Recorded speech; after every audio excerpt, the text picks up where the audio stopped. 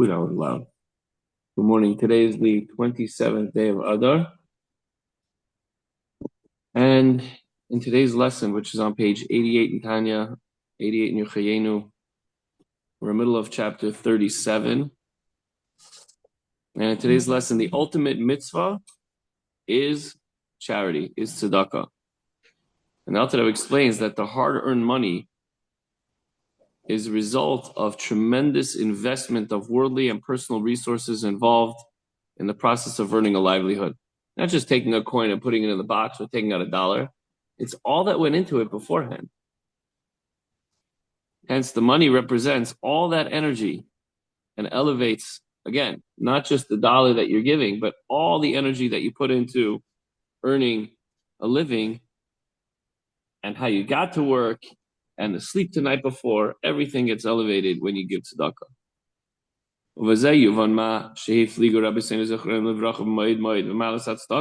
Our sages have explained the virtue of tzedakah, how it's so great. They declared that giving charity is equal to all the other mitzvahs put together. You can look it up in Bava Basra 9a. In the Talmud Yerushalmi, the mitzvah of tzedakah is just called the mitzvah. Like the mitzvah. Everybody knows what we're talking about. Doesn't even have to explain or give it a descriptive term. It's the mitzvah, the commandment. This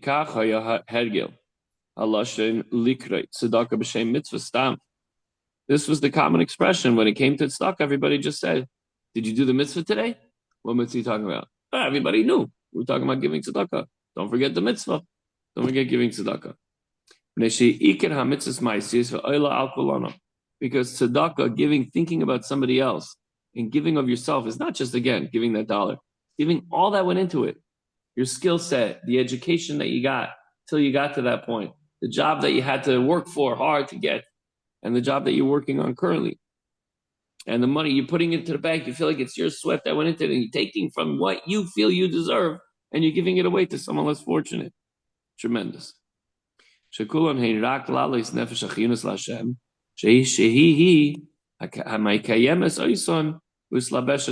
purpose of all the mitzvahs is to elevate physicality, your godly soul, your animal soul to Hashem.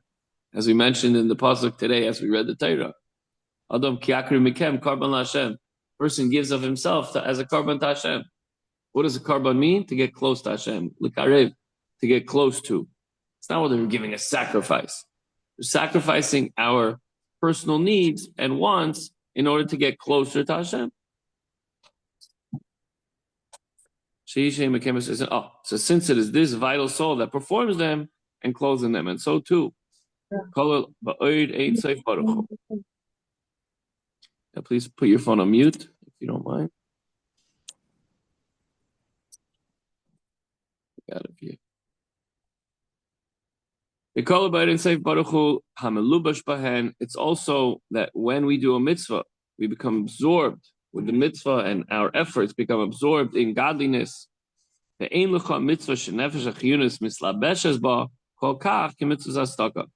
it's going to be hard for you to find any other mitzvah. In fact, you'll not find any other mitzvah in which the vital soul is clothed to the same extent as it is with the mitzvah of charity, of giving tzedakah. Shekol ha-mitzvahs ein mislabish bahen rak koyach echad minefesh hachiyunos b'shas ma'aseh ha-mitzvah levad. All the other mitzvahs, you're invested in them only while you're doing the mitzvah.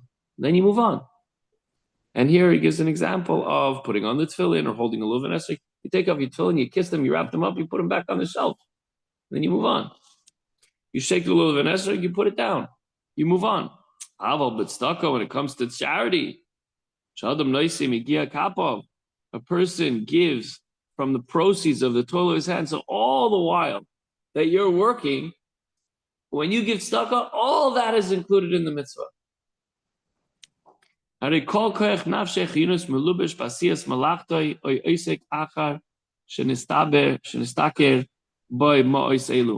the strength of his vital soul, the neshama that gives him life and blood, is clothed and applied to the labor or in any other occupation. If he's not working with his hands, by which he earned his money, and now he's giving that away to tzedakah.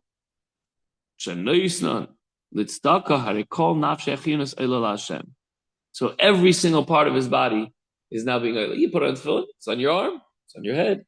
You shake the lulav nesek, it's with your hand. But every part of your body was involved in earning that money that you're now giving away. Every single part of your body. And there's a lot. I mean, the sleep, the effort, the getting up early every day to go to school and to the workbook and the homework and your apprenticeship, or getting the job and going through all that. And especially if you're working with your hands, everything is involved. But it seems to imply that if one does not invest all his strength into earning his livelihood, his tzedakah is lacking. What if I just do stocks? Most of the day I'm sitting, learning or whatever, or inherited a large amount of money, whatever it might be. So I'm not putting so much into my work the way other people do from morning to night. I know somebody who gets up very, very early. It's hard for him to go on vacation because he works with his hands and there's always problems and people always need him to come to the house and fix this and fix that. He's always working. But what if somebody who's not working all day, he just has a few hours a day and he's managing somebody's money and doesn't take physical effort. But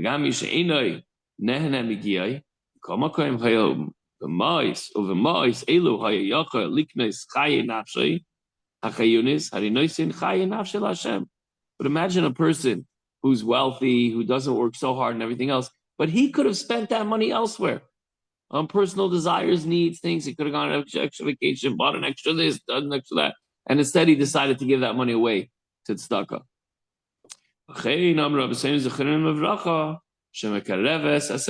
Charity.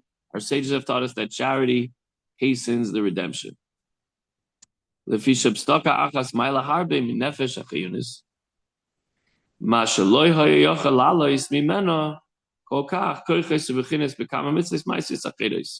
one act of tzedakah, a person elevates a great deal of the vital soul, more of its faculties and powers, in fact, than he might elevate through many other mitzvahs combined.